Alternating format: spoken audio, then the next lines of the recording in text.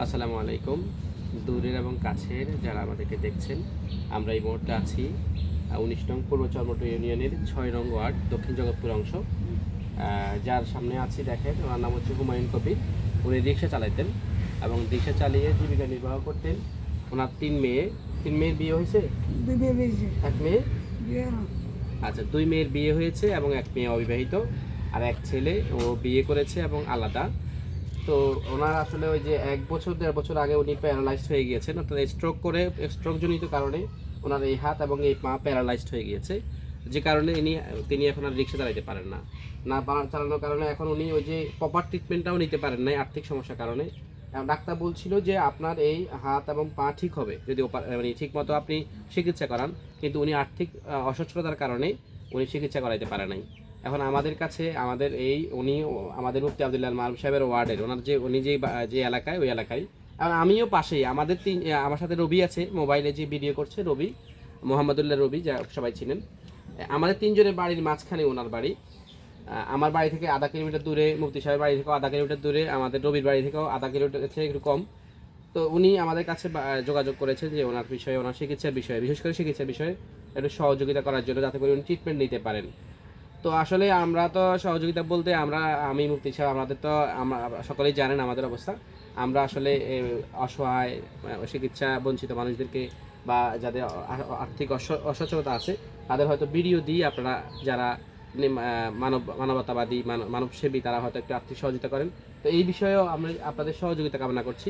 আপনি দেখেন ওনার ঘরের অবস্থাও খারাপ, কিন্তু কারণ আমরা আসলে ওনার অনেক দিক থেকে খারাপ। একদিকে উনি আর্থিকভাবে ক্ষতিগ্রস্ত, একদমই অন্য অন্য মানুষ থেকে সহযোগিতা দিলেই ওনাদের খাওয়া হয়, না হলে হয় না। একদিকে ওনার খাওয়ার নাই ঘরে, আরেকদিকে ওনার চিকিৎসা চলতেছে না, আরেকদিকে ওনার ঘরের ভেঙে পড়তেছে। ওই যে আপনার দেখেন ইয়েটা তেরপাল দিয়ে কোনো রকম রাখছে, ওটাও মেরামত করা জরুরি। এখন সবচেয়ে জরুরি হচ্ছে ওনার চিকিৎসা। উনি বলতেছেন যে আমি কারোর কাছে হাত পাততে চাই না, আমাকে একটু চিকিৎসা করাই দেন।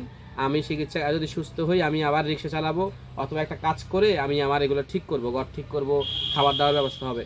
এখন আমি যদি সুস্থ না হই, আমাকে কয়দিন সহযোগিতা করবে? যাই হোক, ওনার এই কথাটা ভালো লেগেছে যে উনি কারো কাছে সহযোগিতা চান না, উনি চান সুস্থ হয়ে যায়। তো আমি আপনাদের যারা দেখছেন, আপনাদের সকলের কাছে উদাত্ত আহ্বান জানাবো যে আমরা একটু একটু সহযোগিতা করি, এবং ওনার চিকিৎসা বিষয়ে আমরা যেন ওনাকে সাভারে এই ধরনের একটা হসপিটাল আছে এই স্পেশাল প্যারালাইজডের জন্য, আমরা সেখানে ওনাকে পাঠানোর চেষ্টা করব, এবং সেখানে যদি উনি থাকে, যদি ট্রিটমেন্ট করতে পারে, সুস্থ হতে পারে, ইনশাআল্লাহ উনি কারো কাছে হাত পাতা লাগবে না, উনি নিজের যে যাবতীয় যে জরুরত সেটা পূর্ণ করতে পারবেন। তো এই বিষয়ে আমাদের মুফতি সাহেব একটু কথা বলবেন, মুফতি আবদুল্লাহ মারুফ সাহেব। আসসালামু আলাইকুম রহমতুল্লাহি ওয়া বারাকাতুহু। কাছে এবং দূরে যারা দেখবেন সকলকে আমরা ভিডিওটি শেষ পর্যন্ত দেখার জন্য অনুরোধ করব।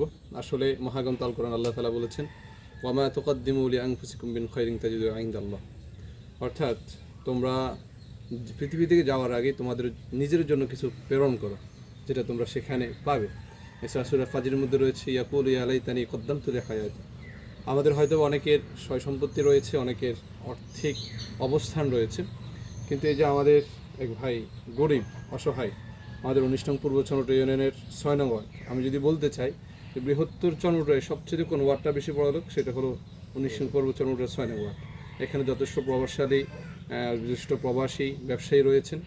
আপনারা যদি ওনার প্রতি একটু নজরটা দেন, আশা করছি আমরা ভালো কিছু ওনার জন্য করতে পারবো। আসলে হয়তো বা ১-১.৫ লক্ষ টাকা লাগতে পারে, আমরা হয়তো বা অতটুকু ভালোভাবে জানি না এখনও পর্যন্ত, আনুমানিক এরকম হতে পারে। তা আসলেই আমি যে কোরআন আয়াতটা বলছি, ওয়াকিমুস সালাতা ওয়া আতুজ যাকাত, আসলে যাকাত তো আমরা অনেকে আদায় করে থাকি। যদি আমাদের পার্শ্ববর্তী ওয়ার্ড অথবা আমার ওয়ার্ডের একজন মানুষ এভাবে অচল হয়ে পড়ে আছে, আমার যাকাতের একটা অংশ দিয়ে যদি তাকে আমরা সহযোগিতা করতে পারি, আশা করছি হইতে পারে আমাদের এই আর্থিক অনুদানটাও হতে পারে আমাদের জন্য নাজাতের উসিলা হতে পারে। বিশেষ করে হুমায়ুন ভাইয়ের যে ঘরটার চিত্র আমরা দেখতে পাচ্ছি, আসলে খুবই ব্যথিত আমরা যে এমন একটি ঘর আমাদের ওয়ার্ডে পড়ে আছে। বিশেষ করে উনি আমাদের কাছে যে আবদারটা করছে, আমরা বলছি আপনার ঘর চান না আপনার সুস্থতা চান। উনি আলাউদ্দিন ভাই যে কথাটা বললেন যে আমার ঘরের প্রয়োজন নেই, আমি আপাতত চিকিৎসাটা নিতে পারলে আমি আমার সব কিছু আমি আগের মতো করে খেতে পারবো। এই জন্য যারা দেখছেন আপনারা মানবিকভাবে এগিয়ে আসবেন, আল্লাহ তাআলা আমাদেরকে তার পাশে থাকার সেই তৌফিক দান করুন। আসসালামু আলাইকুম ওয়া রাহমাতুল্লাহি ওয়া বারাকাতুহু। সংক্ষেপে একটু বলেন, সংক্ষেপে একটু সহযোগিতা চান, কিছু বলেন যে আপনার কি সমস্যা, বলেন একটু বলেন। আর মানে আর্থিক মানে আজ চলাফেরা করতে পারি না। আর আর লগত আগে আর একটা সহযোগিতা করে আচ্ছা ভালো হ্যাঁ। 1 মিনিটে বলো নামাজ আসসালামু আলাইকুম। আপনারা সবাই ইতিমধ্যে অবগত আছেন যে আমরা একটি প্রাথমিক একটি ভিডিও হুমায়ুন ভাইকে নিয়ে দিয়েছি। পরবর্তীতে আমাদের কয়েকজন ভাই যোগাযোগ করেছেন।